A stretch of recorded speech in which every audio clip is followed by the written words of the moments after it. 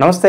ఈరోజు మనతో పాటు ప్రముఖ ఆధ్యాత్మికవేత్త ఆస్ట్రో న్యూమరాలజిస్ట్ జయప్రద గారు ఉన్నారు. మేడంతో మాట్లాడదాం. నమస్కారం మేడం. నమస్తే అమ్మా. శ్రీమాత్రే నమః. సో ఆగస్టు మాసం, విశేషంగా శ్రావణ మాసం, మేషరాశి వారి పరిస్థితి ఏ విధంగా ఉండబోతుంది? ఏళ్ళనాటి శని తాలూకు ఇంపాక్ట్ ఈ నెల ఎంతవరకు ఉంటుందంటారు? వీళ్ళ మీద ఓవరాల్గా ఎలాంటి జాగ్రత్తలు తీసుకుంటే బాగుంటుంది? తప్పకుండా మేషరాశి వాళ్ళకి ఈ మాసంలో ఏళ్ళనాటి శని ప్రభావం నుంచి ఉపశమనం. ఫస్ట్ ఉపశమనం ఎందుకంటే శని భగవాన్ వక్రించి ఉండగా ఏ ఫలితాలని నోటెడ్ అవ్వవు. ఇది శాస్త్రంలో రాసింది. శని భగవాన్ వక్రించి ఉంటే, శని భగవాన్ ఎప్పుడైనా వక్రిస్తే ఆ టైంలో పుట్టినప్పుడు కూడా శనేశ్వరుడు ఒక యోగంగా ఉండదని చెప్తారు. అందుకని జనరల్గా మేషరాశి వాళ్ళకి ఉపశమనమే అనుకోవచ్చు. ఎందుకంటే మేషరాశి వాళ్ళు శని భగవాన్ అనేది కొంత టార్చర్ పెట్టే తత్వమే. ఎంత టార్చర్ పెడతారంటే ఇప్పుడు దాకా వాళ్ళందరూ అనుభవించే ఉంటారు ఆ టార్చర్ ఎలాంటిది ఉంటుందో. ఎంత కష్టపడినా ఫలితం ఇవ్వకుండా, ఎంత బాగా కష్టపడితే సూపర్ వెరీ గుడ్ అని చెప్పాలి ఎవరినో ఒక పదం, ఆ పదాలు వాడరు. శని భగవాన్ ఎలాంటి శని ప్రభావం ఉంటే ఎలా ఉంటుందంటే, మనం ఎంత కష్టపడినా ఎదుటి వాళ్ళు అబ్బా మీరు చాలా బాగా చెప్పారండి అని ఒక మాట రాదు వాళ్ళ దగ్గర నుంచి. మీరు అది చెప్పుంటే బాగుండేది, ఇది చెప్పుంటే బాగుండేది, ఇలా చెప్పుంటే బాగుండేది, ఇదే పాయింట్లు వస్తుంటాయి. అది ఉద్యోగస్తులకైనా వ్యాపారస్తులకైనా. సో వ్యాపారం చేసేవాళ్ళు ఇన్ని మెలకువలతో ఇంత ప్లానింగ్ చేసి ఇస్తే, ఈ ప్లానింగ్ ఇలా కాదు ఇలా చేస్తుంది కదా అని చెప్పి ఇలా వంకలు పెట్టే వాళ్ళు ఉంటారు. ఇది ఏలాంటి శని ప్రభావం మేషరాశి వాళ్ళకి మొన్నటి దాకా ఆల్రెడీ అనుభవించి ఉంటారు, వాళ్ళకి తెలిసి ఉంటుంది. ఎప్పుడైతే ఏలాంటి శని ప్రభావం తగ్గిందో, ఉపశమనం అన్నామో, వీళ్ళ ఆలోచన విధానం ముందుకు వెళుతుంది. ఏదైతే వీళ్ళకి ఆలోచన విధానం, దూకుడు స్వభావం ఎక్కువగా మేషరాశి వాళ్ళకి ఏంటంటే, జనరల్గా వాళ్ళ లక్షణం ఏంటి, ఏ పనైనా అయిపోవాలి. ఎలా అయిపోవాలంటే అప్పటికప్పుడు అయిపోవాలి ఆ పని, అంతే. అది రేపు ఎల్లుండి వాయిదా ఉండదు. ఎల్లుండి చేయాల్సిన పని రేపు చేసేయాలంటారు, రేపు చేయాల్సిన పని ఇవాళ చేసేయాలంటారు, ఇవాళ చేయాల్సిన పని ఇప్పుడే చేయాలనుకుంటారు. ఇది తత్వం వీళ్ళది. ఈ తత్వానికి తగ్గట్టుగా ఇప్పుడు దాకా అన్నీ అడ్లు పడ్డాయి. అక్కడి నుంచి కొంచెం బయటపడి మళ్ళీ వీళ్ళు ఒరిజినల్ క్యారెక్టర్ బయటకు వచ్చి హ్యాపీగా వీళ్ళు చేసుకుంటారు. సో మేషరాశి వాళ్ళకి ఈ మాసం నుంచి ఏలాంటి శని ప్రభావం తగ్గింది.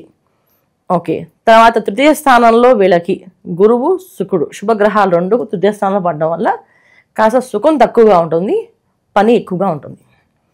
సమయానికి ఆహారం ఉండదు, సమయానికి గుర్తింపు ఉండదు, రిజల్ట్ ఉంటుంది. ఎందుకంటే రాశాధిపతి వెళ్ళి 6వ స్థానంలో కుజుడు కన్యా రాశిలో ఉన్నారు కదా, ఖచ్చితంగా రాశాధిపతి ఎప్పుడైతే కుజుడు 6వ స్థానంలో ఉన్నాడో శత్రువుల్ని జయించే తత్వము, యుద్ధ వీరుడు. అంటే ఆ యుద్ధానికి వెళ్తే వీళ్ళదే అంతిమ విజయం వీళ్ళకి వరిస్తుంది. కాకపోతే కాస్త కష్టపడాలి, టైంకి ఏవి దొరకవు, కొంచెం కష్టపడి దొరుకుతాయి. ఇది మేషరాశి వాళ్ళకి. అన్నిటికంటే ఏంటంటే వీళ్ళకి కర్కాటక రాశి చతుర్థ స్థానంలో రవిబుధులు.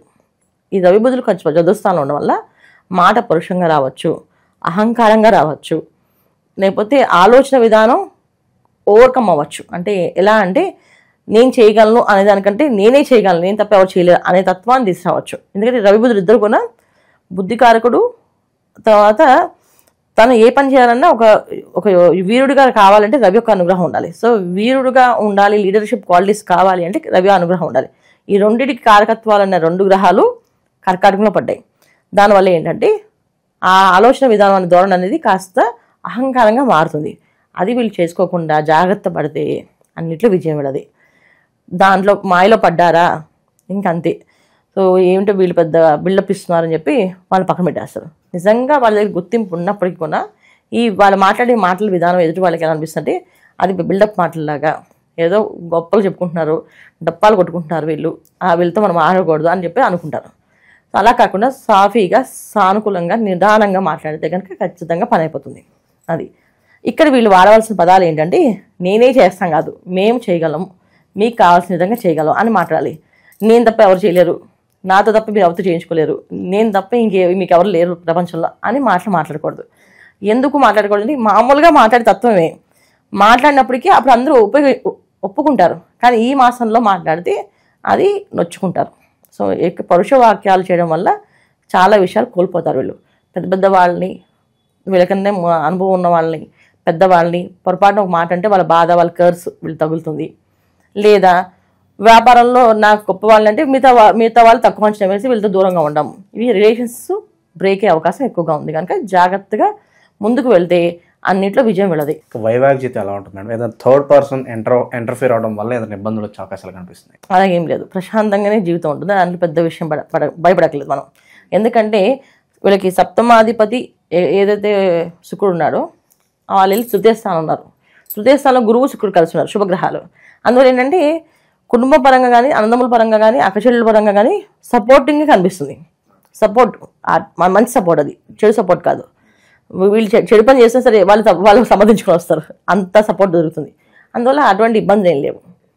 ఇంకోటి ఏంటంటే వీళ్ళు చేయాల్సిన పని ఏంటంటే, లాభస్థానంలో రాహు ఉండడం వల్ల శని రాహువులు ఫలితం ఒకటే వస్తుంది.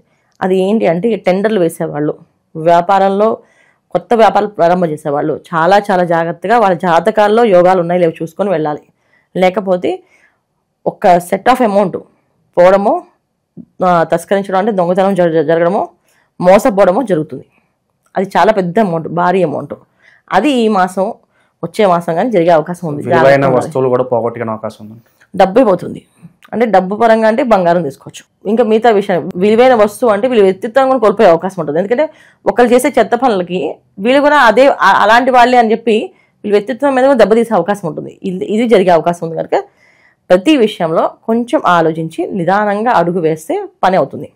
అగ్రెసివ్గా మాత్రం వెళితే, దూకుడు స్వభావంతో వెళితే మాత్రం దెబ్బతినే అవకాశం ఎక్కువగా ఉంది. అందుకని జాగ్రత్త పడాల్సిన అవసరం ఉంది.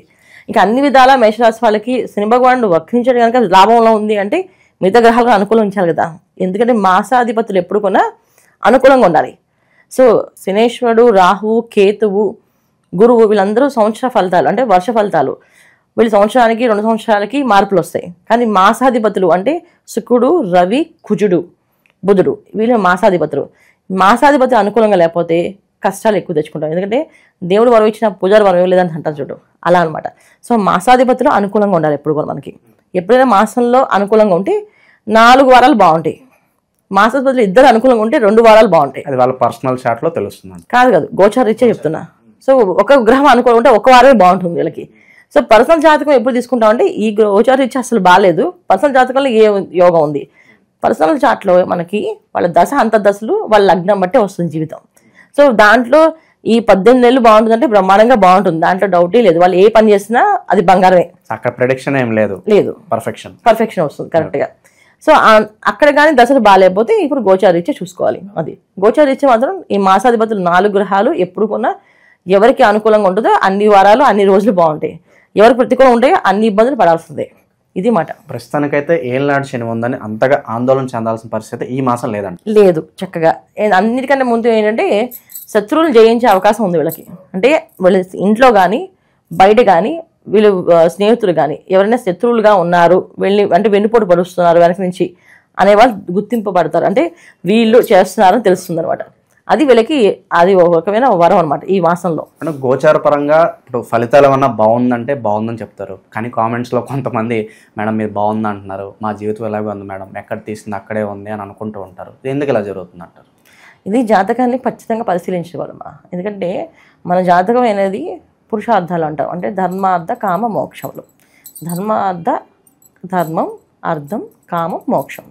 ఈ ధర్మార్థ కామ మోక్ష స్థానాల్లో ఏది పడిందో, ఒకవేళ రాశి పడినా ధర్మంలో పడితే వాళ్ళ జీవితం ఒక విధంగా ఉంటుంది, అది కామంలో పడితే అది ఒక రకంగా ఉంటుంది, అర్థంలో పడితే ఒక రకంగా ఉంటుంది, మోక్షంలో పడితే ఒక రకంగా ఉంటుంది. సో వీళ్ళు రాశి ఎక్కడ పడింది, తర్వాత రాశి అంటే చంద్రుడు ఉన్న రాశి, అంటే వీళ్ళు పుట్టినప్పుడు చంద్రుడు ఎక్కడున్నాడో దాన్ని రాశి కింద లెక్కేస్తాం. వీళ్ళు పుట్టిన టైం ఉంటుంది, ఆ టైంని లగ్నం కింద లెక్కేస్తాం. సో లగ్నం ఏమైంది, ఈ లగ్నం ఎక్కడ పడింది, ఈ ధర్మార్థ కామ మోక్షాల్లో పడిందా చూసుకోవాలి. అలాగే కారకత్వాలు చూసుకోవాలి, దశ అంతర్దశలు చూసుకోవాలి. పుట్టినప్పుడు నక్షత్రం వంశోదయ దశ అని ఉంటుంది. పుట్టగానే తల్లిదండ్రులకు బాగా యోగం ఉంటుంది. కొంతమంది పిల్లలకి వాళ్ళ యోగం అనుభవించాల్సింది తల్లిదండ్రులకు వస్తుంది. ఎందుకంటే మరి వాళ్ళు అనుభవించారు కదా, వాళ్ళు కార్లు తిరగాలి, తల్లిదండ్రులకి కారు లేదు, వాడు పుట్టగానే కారు కొనిస్తారు. ఎందుకంటే వాడు కార్లు తిరగాలి యోగం ఉంది అబ్బాయికి, అందుకే కారు కొంటారు. అదే అబ్బాయి మంచి కంఫర్ట్గా ఇంట్లో ఉండాలనుకున్నాడు, అలాగే సొంత ఇల్లు ఉంటుంది. ఇలాంటి విషయాలన్నీ కూడా పర్సనల్ జాతకంలోనే వస్తాయి. మా జీవితం ఇలాగే ఎందుకుంది అంటే మీరు పర్సనల్గా జాతకం చూపించుకోవాల్సిందే. చూపిస్తేనే మీరు పూర్వజన్మ ఏం చేశారు, అసలు ఈ జన్మ ఎందుకు తీసుకున్నారు, ఈ జన్మలో మీరు ఏం చేయాలనుకుంటున్నారు, అది భగవంతుడు నిర్ణయించి వస్తారు. ప్రతి ఒక్క మనిషి భూమి మీద రావడంతో ఒక ఆశయంతో వస్తారు. ఆ ఆశయం అనేది ఏంటి అనేది తెలుసుకోవాలి. అలా తెలుసుకోవాలంటే మన జాతకం చూసుకోవాల్సింది. అంతేగాని మన గోచార ఫలితాలు మన పర్సనల్ జాతకానికి ఎప్పుడు కూడా అంటే పర్ఫెక్ట్గా మ్యాచ్ అవుతాయని కాదు. ఒక్కొక్కసారి ఏంటంటే ప్రకృతి మనకి సహకరిస్తుంది. గోచార ఫలితాల్లో అనుకూలంగా ఉంటే మన జాతకంలో ప్రతికూలంగా ఉన్నప్పటికీ కూడా ప్రకృతి మనకు సహకరిస్తుంది. ఇప్పుడు నాకు తినే యోగం లేదనుకోండి, సరే పక్క వాళ్ళు తినే యోగం పెట్టే నేను అవకాశం ఉంటుందా, నేను అన్నం పెట్టగలుగుతాను, చాలామంది డైటింగ్ అని చెప్పి తినడం మానేస్తున్నారు పాపం. ఓన్లీ మన జ్యూసులు ఫ్రూట్స్ తాగుతున్నారు. వాళ్ళు తినే యోగం ఉంది కదా వాళ్ళకి, శుభ్రంగా తెలుసుకునే వాళ్ళు ఆయన ఎందుకు డైటింగ్ చేస్తారు? అది వాళ్ళ జాతకంలో ఉండే అర్థం అన్నమాట. అంటే వాళ్ళ జాతకంలో కర్మ అనుభవించాలి. ఇన్ని రోజులే బియ్యం గింజలు తినాలని రాసింది, అన్ని రోజులు బియ్యం తినేస్తే ఆపేస్తారు, మిగతా ఆహారాలు తింటుంటారు. ఇలా ప్రతిదీ కూడా మన జీవితాన్ని జాతకాన్ని ముడివేసుకుని చూసుకుంటూ ఉంటే రైట్ అండ్ రాంగ్ తెలుస్తుంటుంది ఎప్పుడు కూడా. ఇక శని భగవానుడికి సంబంధించి ఈ తీవ్రత ఇంకాస్త తగ్గటానికి ఎలాంటి పరిహారాలు వీళ్ళకి బాగుంటాయి అంటారు మేషరాశి వాళ్ళకి? అన్నిటికంటే మేషరాశి వాళ్ళు చేసుకోవాల్సిన ఈ మాసం ఏంటంటే ఎక్కువ అమ్మవారిని పూజించుకోవడం. శ్రావణ మాసం కదా, ఎక్కువ అమ్మవారిని ఎక్కువగా పూజించుకోవడం. అమ్మవారిని పూజించడం వల్ల శుభగ్రహాలు ఉండు తృతీయ స్థానంలో పడ్డాయి. దానివల్ల ఏంటంటే మంచి ఫలితాలు ఉండవు, సుఖం తక్కువ ఉంటుంది. సో సుఖం కోసం అమ్మవారిని ఎప్పుడు పూజించాలంటే ప్రతిరోజు లక్ష్మీ అమ్మవారికి లక్ష్మీ అర్చన, లక్ష్మీ అష్టకం, లక్ష్మీ అష్టోత్తరం ఈ శ్రావణ మాసం అంతా పూజ చేసుకుని వీళ్ళు బయటికి వెళ్తే అన్ని పనులు విజయం వరిస్తుంది. లేకపోతే కష్టపడాలి. లేదు మాకు అన్ని వారాలు కుదరవు, మంగళవారాలు గౌరీ అమ్మవారికి పూజించండి. లేదు సో మంగళవారం పూట అమ్మవారి గుడికి వెళ్ళండి, రాహుకాలం టైంలో దీపారాధన చేయండి, కలిసి వస్తుంది. ఇది కుదరట్లేదు, మంగళవారం దుర్గా అమ్మవారి ఆలయానికి వెళ్ళి పొద్దున్న 21 ప్రదక్షిణాలు చేయండి. మంగళవారం 21 ప్రదక్షిణాలు దుర్గా అమ్మవారి గుడిలో చేసిరండి.